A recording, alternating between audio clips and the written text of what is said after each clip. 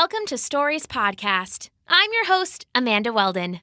Today's story is called The Plum Pit Thief, an adaptation of a Korean fable written for you by Daniel Hinds. Thanks! Enjoy the episode!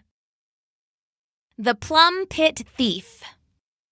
Once upon a time, when Korea had a king, there was a hungry old man named Kwan. He was too old to work, and he'd outlived all his savings. Each day, he had a meager meal of rice and whatever wild greens he was able to gather. It was a quiet life, but it suited old Kwan. He was a clever man, and what he lacked in money, he made up for in books. They filled shelves along every wall of his home, and when there wasn't enough food, he filled himself with stories. But sadly, even the best stories won't keep your belly from grumbling when you run out of rice, and that's exactly what happened to Kwan late one fall. He looked for work, but there was nothing for an old man like him. He tried to forage, but the early frosts had killed anything edible.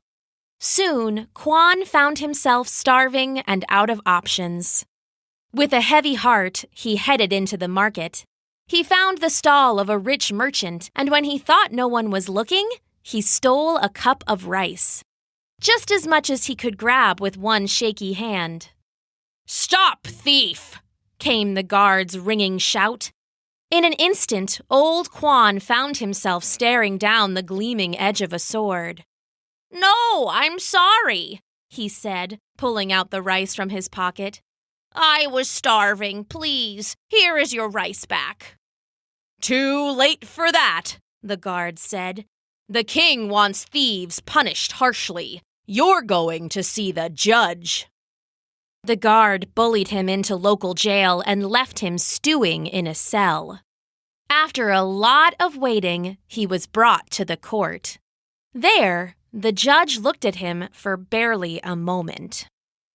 "A thief, and caught red-handed. What do you have to say for yourself?"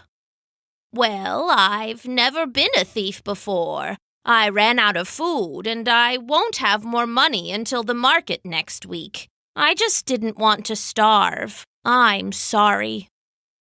"A thief is a thief is a thief, and the king wants thieves punished harshly. You are to pay a fine of 10 copper coins." Kwan's mouth fell open. 10 copper coins would feed him for a month, for many months if he was careful. "Your Honor, if I had 10 copper coins to spare, I would have purchased food. I only stole because I have nothing. Please, I returned the rice. Have mercy." "What I'm hearing is you can't pay. Well, by order of the king, you're sentenced to 5 years in the dungeons." Old Kwan tried to argue, but he was dragged away by 2 burly guards. They dumped him unceremoniously in a cell underground. It was bare stone, with one tiny window set up near the ceiling. There was a bucket for the bathroom and a pallet of straw for a bed. Once a day, his jailers would bring him a meal of wormy scraps in a paper bowl. There was just enough in there to keep Kwan from starving, but that was only food. Kwan was clever, and in the cell, he was starving for his books, for his stories, for interesting conversations with strangers at the market and the temple. The most interaction he'd had in days was when a bird dropped a plum pit by the window. He moved too fast and scared the bird away, though, and watching it soar into the distance, he felt more trapped than ever. No, it was worse than just food he was starving for in his spirit, and he knew that if he didn't get out soon, the weight of being in prison would carry him to his grave. That can't happen, he decided. He had to be strong. Instead of panicking, he turned inward, thinking of all he knew, and started on a plan. He was, after all, a clever man. The next day, Kwan called for the guard.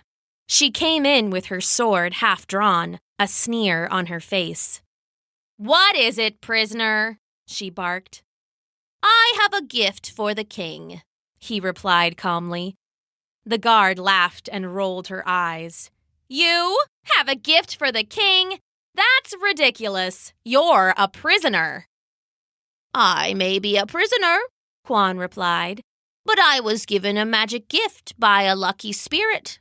It told me, Kwan, this gift will make you rich beyond imagining. Oh yeah? Why should I believe you? The guard asked. Her brows narrowed and she loosened her sword in its scabbard. If I'm lying, I'd be executed. Why would I take that chance? The guard looked at him for a long time. Fine, you can present your gift, but you better hope that you're telling the truth.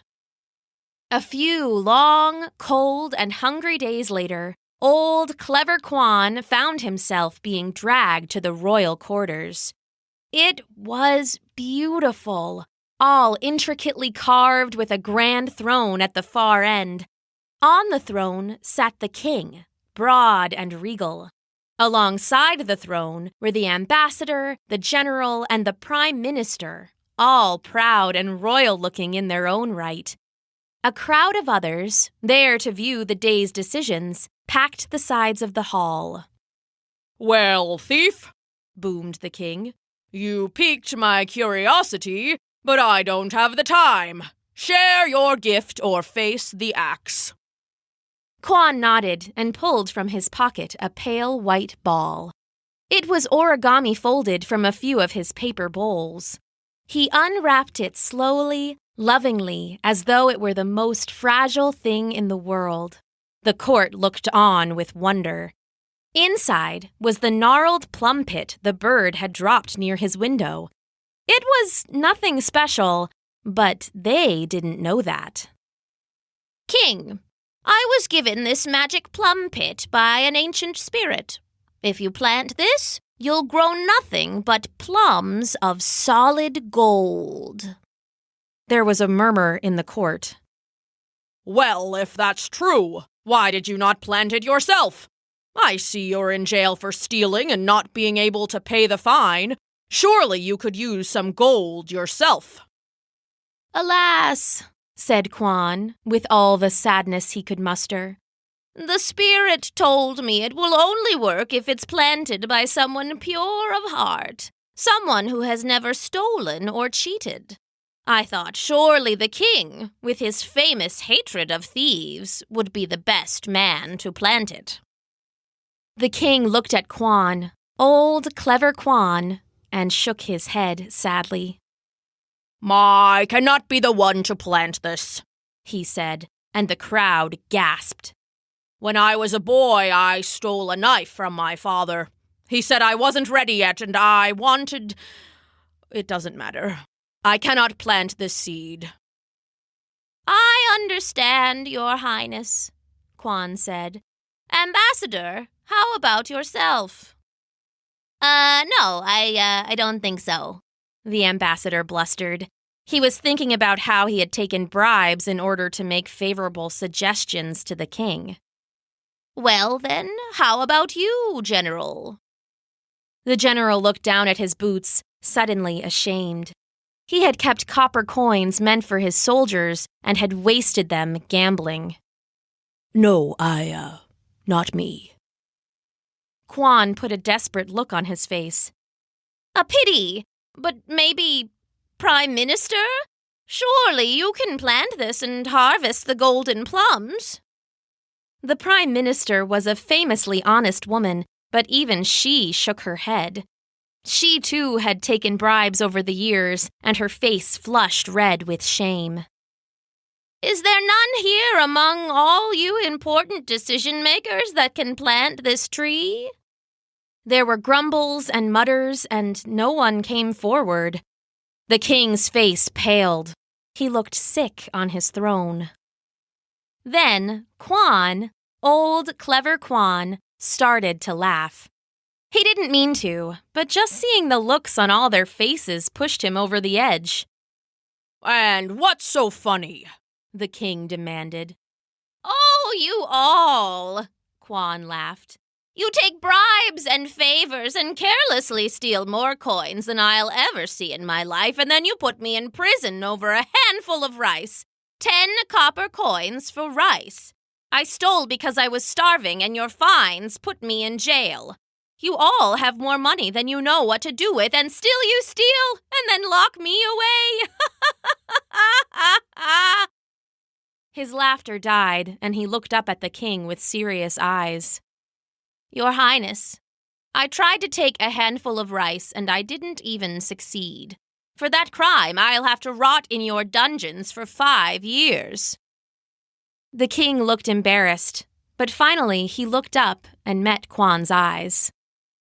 Please, my king, if you truly believe in justice, you know this isn't right. The king sat up on the throne. He licked his lips and shook his head slowly. I believe we should take up a collection for this man.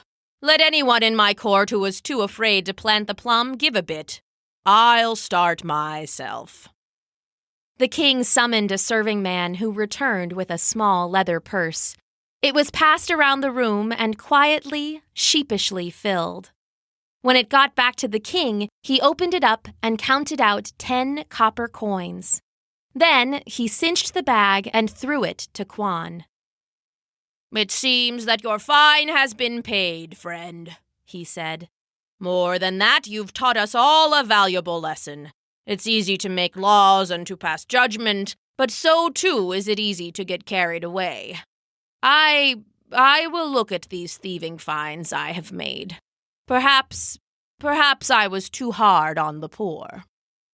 Thank you, Your Highness, Kwan said with a bow. You honor me. You've honored yourself, and that purse is your payment. You may go free, but first I require one more thing from you. Yes, Your Highness? You must leave the Plum Pit with me. Real or a lie, I don't care. It will stay here in my quarters and serve as a reminder for all of us. Of course, Your Highness, Kwan said. And then Kwan, old, clever Kwan, he left the pit and took the purse. He strolled out of the palace whistling to himself, once more a free man. He returned happily home to his books, and he never went hungry again. The end.